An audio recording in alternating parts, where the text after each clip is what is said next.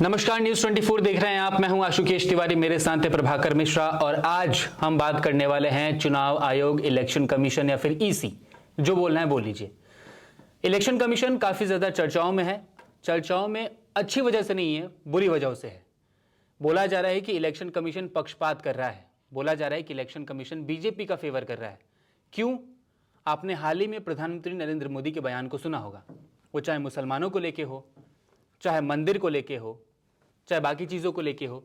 इसके अलावा सिर्फ प्रधानमंत्री नरेंद्र मोदी ही नहीं, Amit Shah, Bihar social media handle देख लीजिए बीजेपी का, अलग अलग नेताओं को देख लीजिए, अरुण गोविल को देख लीजिए जो कि राम जी की फोटो लेके वोट मांगने जा रहे हैं। इलेक्शन कमीशन ने जब प्रेस कॉन्फ्रेंस किया था तो याद होगा उन्होंने कहा था कि कास्ट, रिलीजन, रेस के बेसिस पे आपको वोट नहीं मांगना है। अगर आप इसका उल्लंघन करते हैं तो आप पे कार्रवाई होगी। आपने कोई कार्रवाई सुनी? सर, आपने कोई कार्रवाई सुनी क्या नोटिस जाने के अलावा? इसके अलावा एक और बात बता दूं, शिवसेना ने भी अपना एक गाना निकाला था, राहुल गांधी को भी नोटिस गया था।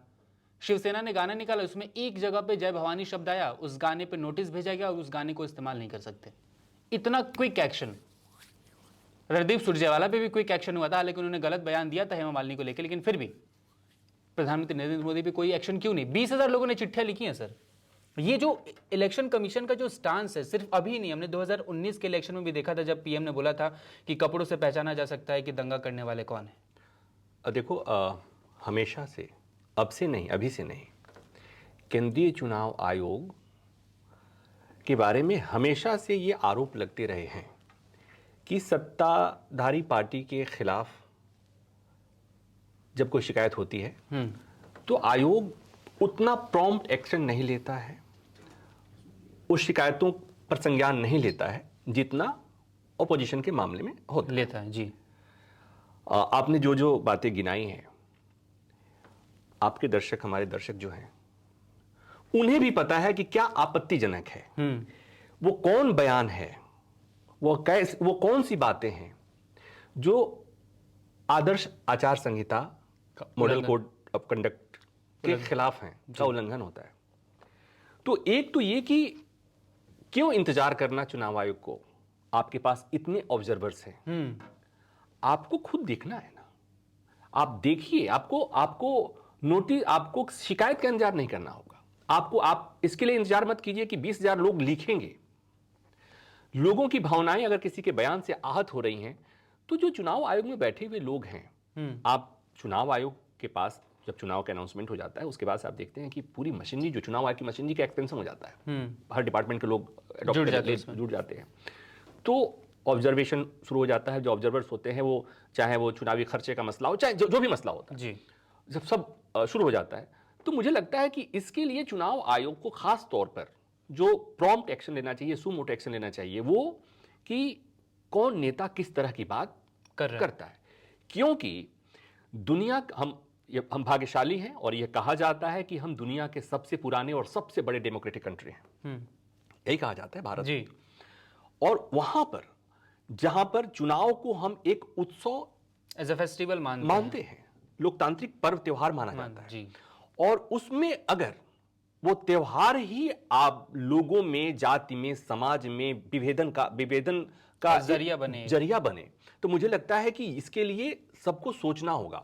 और सोचने की जिम्मेवारी पॉलिटिकल पार्टियों की तो है, लेकिन जहां पर पॉलिटिकल पार्टियों को इससे फायदा होता है वो नहीं सोचेंगी, तो जिम्मेवारी फिर बन जाती है चुनाव आयोग। इसलिए कि चुनाव, निष्पक्ष चुनाव कराना चुनाव आयोग की जिम्मेवारी तो है ही, साथ ही चुनाव में समाज में विघटनकारी बातें न हो, यह भी उसकी जिम्मेवारी बनती है। तो मुझे लगता है कि चुनाव आयोग इस मामले में एक तरह से कहें निष्क्रिय हो जाता है कई बार, और मजाक में कहें, चाहे स्लैंग में इस्तेमाल करें, जो केंद्रीय चुनाव आयोग का जो शॉर्ट फॉर्म लोग इस्तेमाल करते हैं, आज लोगों ने लिखना शुरू कर दिया है। ईसी, केंद्रीय का के, चुनाव आयोग का चू, हाँ ठीक है, और आयोग का आ। केचुआ जिसमें रीढ़ नहीं हो। और तो मतलब एक ऐसी संस्था, एक ऐसा संस्थान, एक ऐसी संवैधानिक संस्था जो हेल्पलेस दिखता है।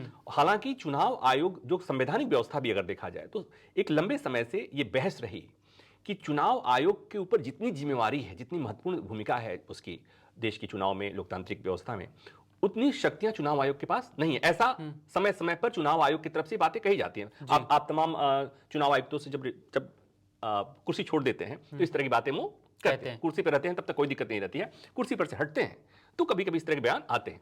तो कहते हैं कि चुनाव आयोग के पास उतनी शक्तियां नहीं है। हालांकि अनुच्छेद 324 में इतनी शक्तियां हैं कि देश में जब चुनाव हो रहा हो और चुनाव आयोग चाहे अपने पर आना जिसको बोलते हैं, तो चुनाव आयोग जब चाहे तो किसी को औकात पे ला सकता है। मैं जानबूझ कर शब्द का इस्तेमाल कर रहा हूं, औकात पे लाना, इसलिए कि बाकी मामलों में देश का मुख्य जो सुप्रीम कोर्ट है औकात पे लाता है। बिल्कुल, लाते हुए आपने देखा है, मुझे बताने की जरूरत नहीं है। तो चुनाव आयोग भी ला सकता है और लाया है। जब 1990 में टीएन शेषन, आज भी लोग टीएन शेषन को याद करते हैं, तो जब 1990 में टीएन शेषन जब आए तो उस समय चुनाव आयोग की स्थिति बहुत खराब थी। विशेष अनुरोध पर चुनाव आयोग में उनको आयुक्त के तौर पर उनको लाया गया और टीएन शेषन ने दिखा दिया कि चुनाव आयोग का महत्व क्या है, कैसे काम करता है। और ये जो रोने वाली बात थी कि चुनाव आयोग के पास शक्तियां नहीं है, उसके पास वो टूथलेस बॉडी है, हाँ, तो वो उन्होंने दिखा दिया कि नहीं जी ऐसा नहीं है। तो दिक्कत कहां है? दिक्कत ये है कि जो टीएन शेषन की एक जो प्रवृत्ति थी, जो उनके अंदर जो एक करेज था, वो कहीं ना कहीं मिसिंग है। मैं बहुत लोगों को आप देखेंगे, अभी कई रिटायर्ड जो चुनाव आयुक्त हैं वो यदा कदा कुछ बोल जाते हैं, लेकिन वहां पर जब रहते हैं तो लगता है कि ओ सब बढ़िया है जी, ऑल इज वेल वाला जो मसला है, ये दिक्कत है। और आशुकेश, आज तो चुनाव आयोग ने प्रधानमंत्री को के बयान को लेकर भी उनकी पार्टी को, उनके पार्टी अध्यक्ष को नोटिस भेजा है। जो प्रधानमंत्री के जिस बयान को लेकर के देश में बड़ी चर्चा हुई कि ये बहुत विवेदनकारी और इस तरह की बातें, बयान क्या था? उन्होंने बोला था कि कांग्रेस के मैनिफेस्टो में बात करते हुए उन्होंने कहा था कि कांग्रेस आपके पैसे, आपके घर, आपके जेवरात छीन के मुसलमानों को दे देगी, मंगलसूत्र भी दे देगी। मतलब उन्होंने ऐसा डोनेट किया था कि मुसलमानों को दे देगी। किसको दे देगी? जिसके ज्यादा बच्चे हैं, घुसपैठी, तो उससे ज्यादा आता कि मुसलमानों का। तो आपको पता है, तो इस मामले में बहुत लोगों ने चुनाव आयोग से शिकायतें की थी, अपोजिशन के लीडर्स ने शिकायत करी थी और उसके पार्टी ने शिकायत करी थी। उसके बाद से चुनाव आयोग ने नोटिस जारी कर दिया है। लेकिन केवल प्रधानमंत्री को नहीं हुआ है, मतलब बीजेपी को नहीं हुआ, प्रधानमंत्री के बयान के लिए नहीं हुआ है, कांग्रेस के नेता राहुल गांधी के भी एक बयान को लेकर नोटिस जारी हुआ। अब मैं आपसे पूछूंगा कि वो क्यों हुआ है। मैं तो आप कहोगे कि आपको शायद पता नहीं, इसलिए कि मैं यहां आने के पहले मैं किससे पूछ रहा था, जब मैं कहा कि प्रधानमंत्री मोदी को भी हुआ है के लिए, बयान के लिए भी हुआ और राहुल गांधी के लिए, तो हमारे एक वरिष्ठ पत्रकार थे, उन्होंने कहा कि राहुल गांधी कौन वाला बयान? मुझे भी नहीं पता था, आपने बताया तब मुझे पता चला कि कौन सा बयान था। तो राहुल गांधी ने भी एक बयान दिया था, वो केरल में बयान दिया था इस बात को लेकर कि प्रधानमंत्री कहते हैं कि एक देश, एक जुबान, एक भाषा की बात करते हैं। और उन्होंने इसी का जिक्र करते हुए कहा कि केरल में एक परिवार की बेटी जब कोई सफलता पाती है तो उसके पेरेंट्स उसको मलयालम में बधाई देते हैं, और भाई सफल होता है तो भाई इस तरह से मलयालम में विश करता है। तो केरल मतलब मलयालम मतलब केरल। तो उसको इस आधार पे कंप्लेन किया गया कि ये भाषाई आधार पर भेदभाव या इस तरह करने की कोशिश हो रही है। अब इसको समझिए, दोनों नोटिस को, दोनों पार्टी अध्यक्षों को 29 तारीख तक अपना जवाब देना है। अब जवाब जब देना है तो यहीं पर बातें दिख जाती हैं। अब कोई कहेगा कि प्रधानमंत्री को नोटिस जारी, राहुल गांधी को नोटिस जारी करना था इसलिए प्रधानमंत्री को नोटिस जारी कर दिया गया, या कोई कहेगा कि चूंकि बहुत दबाव था तो जारी करना पड़ा, प्रधानमंत्री को करना था इसलिए कि राहुल गांधी को भी बैलेंस्ड हो जाएगा। बैलेंस। अब ये जो बैलेंसिंग एक्ट है, ये बैलेंसिंग एक्ट है। लोग कहते हैं, पत्रकारिता के मामले में कहते हैं, हमसे भी लोग कहते हैं कि मैं जब कुछ लिखता हूं, ट्वीट करता हूं, तो लोग कहते हैं कि आप एक तरफा करते हैं। पत्रकारिता का काम बैलेंस करना नहीं है जी। अगर कहीं कुछ गलत हो रहा है तो आपको एज इट इज प्रेजेंट करना। अगर कोई ये कहे कि हमारे देश में एक व्यवस्था ऐसी है जिसमें 2 पैरेलल सरकारें चल रही हों, केंद्र में 2 सरकारें चल रही हों और मैं इस सरकार की आलोचना करूं, इस सरकार की छोड़ दूं, तब आप कहोगे कि आप गलत कर रहे हो जी। लेकिन जब सरकार एक ही चल रही है तो हम एक ही सरकार की बात करेंगे। अब लोगों को बात नहीं समझ में आती और पता नहीं ये कौन है, कहां से आई बात की। नहीं, बैलेंस करना चाहिए। पत्रकारिता का काम बैलेंस करना नहीं है। मतलब ये तो वही बात हो गई कि 2 पेशेंट एडमिट है हॉस्पिटल में, एक को बुखार है और एक को कुछ गंभीर बीमारी है, तो डॉक्टर कहे कि नहीं आपने उसको इंजेक्शन दिया ये वाली, तो इसको भी दे, इसको क्यों नहीं देते? तो ये वाली बात, खैर ये एक अलग संदर्भ है। लेकिन चुनाव आयोग ने नोटिस जारी किया। अब होता क्या है कि पार्टियों को भी ये पता हो गया है कि होना कुछ नहीं है। कोई टीएनसी से थोड़ा बैठा है कि जो नाश्ते में नेता खाता था, टीएनसी के बारे में कहा था कि वो नाश्ते में, वो खुद कहते हैं कि हम नाश्ते में खाते हैं, और पॉलिटिकल पार्टी इतनी घबरा गई थी। हालांकि इसमें पॉलिटिकल पार्टियों की भी बहुत बड़ी भूमिका, इसलिए कि आज मेरी बारी कल तेरी बारी वाला मसला है। तो उन्हें लगता है कि अगर चुनाव आयोग में, अगर आप हमारे दर्शकों को भी याद होगा या पढ़े होंगे कि 1990 में जब टीएन सेशन को लाया गया तो उस समय चुनाव की स्थिति बहुत खराब थी। टीएन सेशन आए तो उन्होंने, टीएन सेशन आए और इतना मजबूत हो गया, उन्होंने एकदम चुनावी व्यवस्था को एकदम दुरुस्त कर दिया। उस दुरुस्त करने के चक्कर में हमारी पूरी पॉलिटिकल व्यवस्था नाराज हो गई टीएन सेशन से, और इनको अब कैसे कमजोर करना है, सब कहते हैं कि उनको सबका एक ही फोकस हो गया कि इसको कैसे करना है। और करने के लिए क्या किया गया, इसकी शक्तियों को सीमित करो, इस शक्तियों को कंट्रोल करो। कंट्रोल करने के लिए दो रूल्स लेके आए गए, दो और लोगों को बैठा दिया गया। अच्छा हाँ, तीन सदस्य बना दिया गया, और 3 सदस्य बना। तो ये आप वहां पर भी एक दिक्कत होती है। वो बात और है कि जब लंबे समय तक कोई रह जाता है तो चुनाव आयोग उसी का हो जाता है जी। अब आपकी बात जब उनकी आएगी तब आएगी, अभी तो इनकी है। और ये बात चुनाव आयोग को पता है और सबको पता है। जो आप एक एक उदाहरण गिना रहे थे, ये सब दिखते हैं, किसको नहीं दिखता है? मतलब कहते हैं ना कि रिटेन ऑन द वॉल, सब कुछ दिखा हुआ है, स्पष्ट दिखा हुआ, साफ दिख रहा है। इसके लिए कुछ पढ़ने लिखने की जरूरत, किसी को बताने की जरूरत नहीं है। आपके सामने मैसेज आता है, हमारे दर्शकों के व्हाट्सएप ग्रुप में मैसेज आता है, उनके ट्विटर पे मैसेज आता है, उनके आप फेसबुक पे देखते हैं, वहां दिखता है ये क्या हो रहा है। तो इससे क्या हो रहा है कि पहली बात ये कि चुनाव आयोग पर मेरे हिसाब से देश की 2 संस्थाएं जिसको लेकर आम जन के मन में कभी डाउट नहीं होना चाहिए, और अगर कोई डाउट है तो उसको दुरुस्त किया जाना चाहिए। पहली है देश की सबसे बड़ी अदालत, सुप्रीम कोर्ट, न्यायपालिका। हम एज होल न्यायपालिका की बात करते हैं। न्यायपालिका को लेकर के देश के लोगों के मन में कोई क्वेश्चन मार्क आता है, कोई उसके प्रति कोई किसी प्रकार का शक शुबा है, तो उसकी गुंजाइश नहीं होनी चाहिए। और दूसरा, चुनाव आयोग पर, क्योंकि ये डेमोक्रेसी की पूरी लोकतंत्र के सफल संचालन का सबसे पहला और सबसे मजबूत जो पिलर वही है। तो उस पर भी तो तमाम किंतु परंतु। अब वो जब कार्रवाई करने की बात होती है तो कई बार उनको अपोजिशन की शिकायतें नहीं समझ में आती हैं, सरकार की शिकायतें ज्यादा समझ में आती हैं। और ये ऐसा नहीं, हम मतलब हम जो ये बात कह रहे हैं, कौन नहीं समझेगा? हमारे दर्शकों को नहीं पता है क्या? पता है उनको पता है। आप पूछ लीजिए अपने हमारे दर्शकों से कि राहुल गांधी ने क्या कहा था। अगर हमने नहीं बताया होता तो कितने लोगों के पास पता होगी? बात नहीं पता होगी, लेकिन प्रधानमंत्री वाली बातें सबको पता है। तो ये जो चीजें हैं, चुनाव आयोग के पास जो शक्तियां हैं अभी, वो ये है कि ये कहेंगे कि आपने गलत बोला, माफी मांगिए, माफी मांग लेंगे, ठीक है। दोबारा कहेंगे, दोबारा करेंगे तो हम रोक देंगे। तो कुछ घंटे के लिए, तो मतलब नोटिस में अगर वो स्वीकार करते हैं कि हमने गलती की, आगे से नहीं हुआ, तो वो जाने देते हैं। अमूमन ऐसा ही होता है। फिर भी नहीं मानते हैं तो कुछ घंटे के लिए, मतलब 1-2 दिन के लिए चुनाव रैली पे रोक लगा देते हैं। तो और बात बहुत माइल्ड कुछ सजा कर सकते हैं।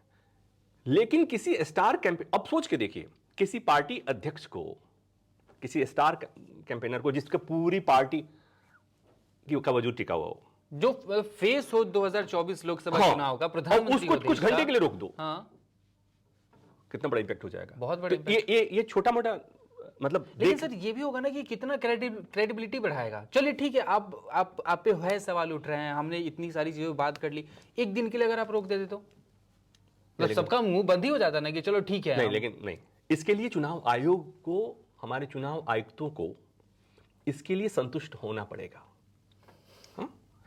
चुनाव आयोग संतुष्ट हो, इस बात से कन्विंस हो, उसे लगे कि जो हुआ है वो गलत हुआ, तब तो जो हुआ है वो गलत हुआ है ना। आप कौन करने वाले हैं? अगर रूल्स एंड रेगुलेशंस के हिसाब से अगर आप, उन्हें नहीं लगता है गलत तो क्या करोगे आप?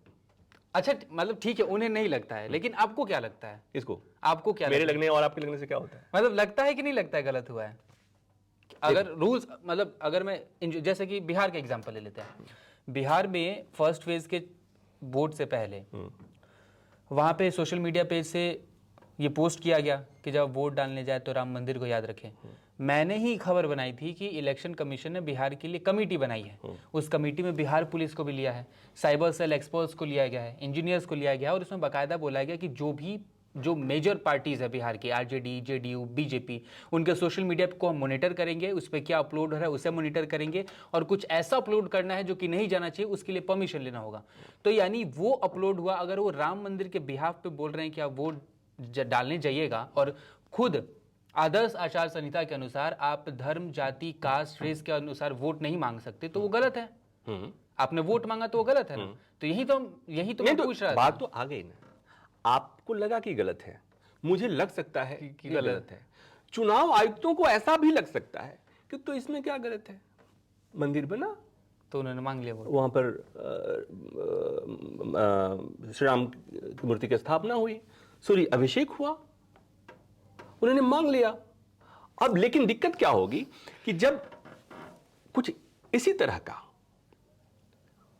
दूसरे पक्ष वाले अगर अपने सोशल मीडिया पर डाल देते दिक्कत कि वहां पे इस समय की इस बात को मत याद भुलाइएगा, कुछ ऐसी बात लिख दे जिसे भड़काऊ की कैटेगरी में रखा जा सकता है, तो देख के देखिए चुनाव आयोग। तब चुनाव आयोग की सक्रियता एक बड़ा बहुत ही खूबसूरत नहीं, मारक सा, एक मारक सा कार्टून बनाया था किसी ने कि टीएन सेशन ऐसे दिख रहा है और इधर चुनाव आयोग दिख रहा है, कुछ ऐसा दिखाया हुआ, और टीएन सेशन अपनी रीढ़ की हड्डी ऑफर कर रहे हैं चुनाव आयोग को, टेक दिस। वो ले रहे हैं कि नहीं, मतलब नहीं, हाँ, वो बस फोटो बढ़ाया उन्होंने, वो बढ़ा रहे, कुछ लिखा नहीं गया, बस वो इतना रिप्रेजेंटेशन। तो बस इतनी सी बात है कि चुनाव आयोग को चुनाव के समय जो शक्तियां हैं, चुनाव के समय जो उसकी भूमिका है, उसको लेकर के चुनाव आयोग को एक्स्ट्रा कॉशियस होना पड़ेगा। ईवीएम को लेकर सवाल पहले से है जी, चुनाव आयोग ने कहा कि नहीं, सारे हम सॉल्व कर लिए जितनी भी, हाँ सारी वो हो गई। वीवीपैट की काउंटिंग को लेकर के सुप्रीम कोर्ट में ऑर्डर रिजर्व कर लिया है सुप्रीम कोर्ट ने, उससे मुझे बहुत उम्मीद नहीं है कि ऐसा कुछ बहुत मेजर चेंजेज होने जा रहा है कि वीवीपैट 100% मिलान की बात हो रही है। मांग की गई थी और इलेक्शन कमीशन ने कह दिया कि जो डिजाइन हुआ है वीवीपैट जो स्लिप है उसकी डिजाइनिंग ऐसी है जिसको दे नहीं सकते, आप काउंट नहीं कर सकते, मतलब पूरे को काउंट नहीं किया जा सकता। तो एक तरह से उसने हाथ खड़ा कर दिया कि भाई डिजाइनिंग ऐसी हुई है कि हम काउंट नहीं कर सकते, मतलब फिलहाल इस इलेक्शन में तो कुछ नहीं होने वाला। तो जब जिसने किया उसने तो मना कर दिया, तो सुप्रीम कोर्ट बहुत कुछ नहीं कर सकता है। अब उसमें कुछ मोटा मोटी बहुत छोटी चीज़ें हो सकेंगी कि आप जिस सिस्टम से, जिस लैपटॉप से आप ईवीएम में वो जो प्रोग्राम सेट करते हैं एक पर्टिकुलर कंस्टिट्यूंसी के, उसको कुछ समय के लिए प्रिजर्व करके रखिए उस लैपटॉप से कुछ समय, मतलब कुछ मोटा मोटी इस तरह की चीजें। लेकिन अगर कोई सोचता हो कि सुप्रीम कोर्ट से चुनाव के बीच में कोई बहुत बड़ा फैसला आ जाए, कोई ऐसा ऑर्डर आ जाएगा जो आमूल चूल परिवर्तन होने जा रहा है चुनाव व्यवस्था में, ऐसा कुछ करके, चाहे वीवीपैट या ईवीएम को लेकर के कुछ, तो ऐसा कुछ बहुत नहीं होना। तो एक सवाल तो पहले से पेंडिंग है। अब उसके बाद और प्रत्येक चुनाव में, विधानसभा चुनाव हो, लोकसभा चुनाव हो, इलेक्शन कमीशन पे इस तरह की सवाल खड़े होते हैं और इलेक्शन कमीशन उसको ऐसे जाने देता है, ऐसे जाने देता है। ऊपर से शेरो शायरी आपने सुनी थी जब प्रेस कॉन्फ्रेंस हो रहा था, तो मुझे लगता है कि जब आप पर बहुत जिम्मेवारी हो, पूरी दुनिया आप पर को देख रही हो, पूरा देश देख रहा हो, पूरा मतदाता देख रहा हो, तो मुझे लगता है कि उस तरह की आपकी भूमिका आपकी ज्यादा बढ़ जाती है और चुनाव आयोग को उस तरह से एक्ट करना चाहिए कि उसके ऊपर बहुत क्रेडिबिलिटी, लोगों को भरोसा जताना इसलिए कि हम हमारे देश, हम लोग कहते हैं, हम इंटरनेशनल प्लेटफॉर्म पे कहते हैं कि हम दुनिया के सबसे बड़े लोकतंत्र हैं, हम इतने वोटर्स हमारे पास हैं, हम इस तरह से वोटिंग कराते हैं, हमारे पास बाहर के देशों के लोग आकर के हमारे स्टडी करते हैं, सीखते हैं, तो हमारे पास तो जिम्मेदारी और बढ़ जाती है ना। तो मुझे लगता है कि इस मामले में model code of conduct MCC के मामले में शिकायतों पर चुनाव आयोग को थोड़ा ध्यान देना चाहिए, थोड़ा नहीं ज्यादा ध्यान देना चाहिए, ज्यादा ध्यान देना चाहिए। और खासकर उन शिकायतों पर जिन शिकायतों से हमारा सोशल फैब्रिक, चुनाव का पैटर्न नहीं प्रभावित होता, हमारे सोशल फैब्रिक पर असर पड़ता हो, वहां पर चुनाव आयोग को ज्यादा मतलब बेसिकली आपने समझा और जाना कि चुनाव आयोग कैसे खुद को भी प्रेजेंट कर रहा है। सिर्फ अभी की बात नहीं है, पहले भी 2019 लोकसभा चुनाव देख लीजिए, 2014 लोकसभा चुनाव देख लीजिए, या फिर विधानसभा के चुनाव देख लीजिए 2014 से लेकर अभी तक हुए हैं, या फिर जब कांग्रेस की सरकार थी, यूपीए की सरकार थी, उस टाइम भी सवाल उठते रहे, लेकिन उसका छुटकारा या फिर उसका जवाब कोई नहीं दे पाया। लोग आते गए, लोग जाते गए। फिलहाल देखते हैं आगे क्या होता है। पीएम मोदी को नोटिस गया है, जवाब देना है। जवाब राहुल गांधी को भी गया है, राहुल गांधी को भी उनकी नोटिस पार्टी को गया गया है। है। देखते हैं क्या होता है। फिलहाल इस वीडियो में इतना ही, धन्यवाद। नमस्कार, मैं हूं मानक गुप्ता। अगर आपको हमारा ये वीडियो पसंद आया हो तो इसे लाइक और शेयर जरूर करें, और हां, हमें सब्सक्राइब और फॉलो करना ना भूलें ताकि आप देश और दुनिया की कोई खबर मिस ना करें। तो जुड़े रहिए हमारे साथ और देखते रहिए News 24।